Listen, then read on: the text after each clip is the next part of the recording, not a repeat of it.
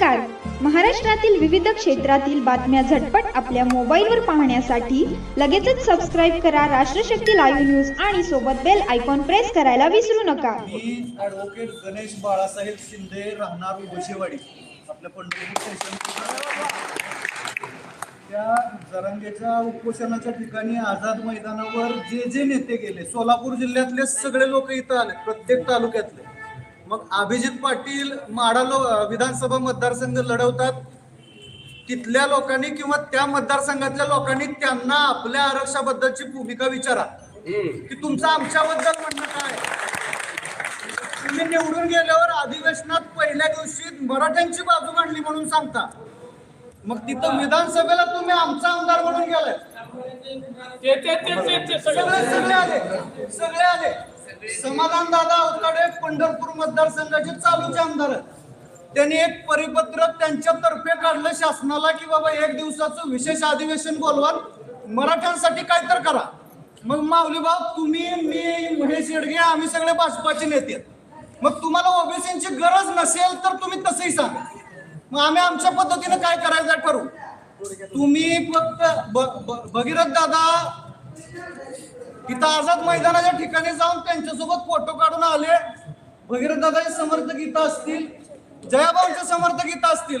आपलं माऊली भाऊ रोज जयाभाऊ सोबत आहे, आणि तिथं जयाभाऊ जाऊन जर त्यांच्या सोबत गुलाल खेळून येत असतील तर मी स्वतः माळे तिथं कुणाला जयाभाऊला बोललो म्हणून राग येत असला तर 5 मिनिटासाठी येऊ द्या, शिवाय द्या, येऊ द्या राग. पण जो नेता आपला पंकज भोयर, अतुल सावे, छगन भुजबळ, पंकजाताई मुंडे आणि छगन भुजबळ साहेब आपले 5 मंत्री आहेत. आणि कुणीही बुरटा सुरटा ज्याची 10वी नापास झालेला ना गावात उठते त्यानं भुजबळ साहेबांवरती बोलावं, त्यांनी माऊलीभाऊ सारख्या माणसाला धमक्या द्याव्या, त्यांनी अध्यक्षासारख्या माणसांवरती डायरेक्ट नाव घ्यायचं दम नाही त्यांच्यात. कुठल्याही नेत्याचं डायरेक्ट नाव घेऊन आमच्यासारख्याचं नाव घेऊन म्हणा ना, ती एक माळीला माजलाय त्याला गावाया बाहेर टाकलाय, त्याला तालुक्या बाहेर टाकायचे असल्या पोस्ट ओजेवाडे फेसबुकवर होतात. पण त्या पोस्ट स्वतःच्या नावाच्या अकाउंटवर होत नाहीत. आपल्याला एकच करायचं आहे, गावाच्या ठिकाणी कुठली तरी आता त्या जीआर मध्ये सांगितलं एक समिती असेल आणि त्या समितीतला तुमचा ग्राम महसूल अधिकारी ती नोंदी तपासेल आणि पुन्हा सापडली तर तुम्ही ऍफिडेव्हिट द्यायचं. मग त्या जवळची 2-4 माणसं येतील आणि आम्ही बी त्यात आहे म्हणलं की तुम्ही त्यांना द्या. असं असेल तर तो ग्राम महसूल अधिकारी कुठल्या जातीचा आहे बघा. तो जर मराठा असेल तर तो तुमच्या नोंदी, तुम्ही किती आक्षेप घेतले, तुम्ही काही केलं तर ते त्यांच्या नोंदी घेणार आहे. 58 लाख नोंदीपैकी करमाळ्यातलं कोण आहे रावगावचं?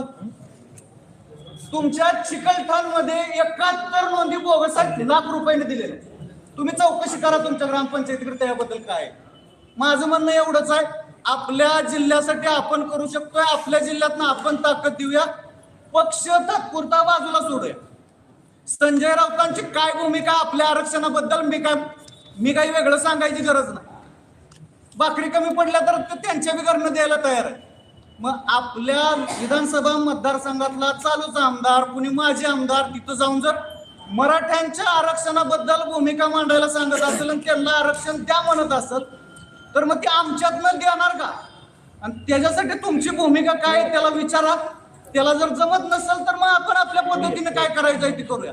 आणि माऊली भाऊ, ते तुम्हाला एक फेसबुकवरती काहीतरी नंबर टाकलेला होता आणि त्यानं तुम्हाला खून करायची धमकी दिली. ती गडी होता का एकदा चेक करावं लागेल, कारण 3 दिवस झालं मोबाईल बंद.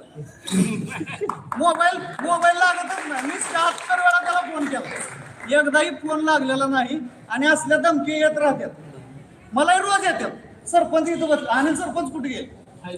त्या तारापूरमध्ये त्या अपंग पोराला मारलंच म्हणतो मी, त्याला मारलं आणि त्याला अडकवलं तिथं. शंकर अण्णांनी भुजबळ साहेबांपर्यंत तो विषय नेला. ओजेवाडीतनं मी फक्त एवढंच म्हणलेलं होतं माझ्या व्हॉट्सअपच्या स्टेटस मधनं की एखाद्या अपंगाचा खून करून मराठा आंदोलनाच्या नावाखाली तो खून लपवला जातोय का एकदा चेक करा, बातम्या करा, पण जरा जपून. ह्याच्यावरती माझ्या विरोधात गावातनं 10 जणांनी पोस्ट लिहिल्या होत्या आणि त्याला आपल्या माळ्या लोकांच्या लाईक बरं झालं हे आमच्यातलं जरा जास्त बोलतंय त्याला त्यांच्याकडनं घोडा लावा डायरेक्ट त्या माळ्याला आपण डायरेक्ट घोडा लावा लागतं आधी त्या माळ्याला, त्याशिवाय सरळ होत नाही. आपण कुणालाही नाही, बरोबर आहे. घाबरायची काहीही गरज नाही. 2 वर्ष झालं जसं हे आंदोलन पेटलंय तसं रोज नवीन नंबरवरनं कुठल्या तरी नवीन फेसबुक अकाउंटवरनं इंस्टाग्राम अकाउंटवरनं धमके येते त्याच आणि कुणी काय करत नाही. ते दिवस वेगळं होतं, माळ्याचं मऊ लागले कोपरानं खाणायचं, माळीच सगळ्या बाजूनी तयार आहे आणि माळी म्हणजे माळीच नाही, माळीच नाही. माळी आला धनगर आला, ओबीसी म्हणलं की धनगराचा भंडारे सर माळ्याचा ही विषय बाजूला ठेवा आणि एकदा ओबीसी म्हणून येऊया. 52% येत आपण. मी म्हणतो आता जास्त झालेत, जातीने जनगणना केली तर आपण लय लांब आहे. हे आपल्या कुठंच नाही. एकदा करूया ना. जय ओबीसी.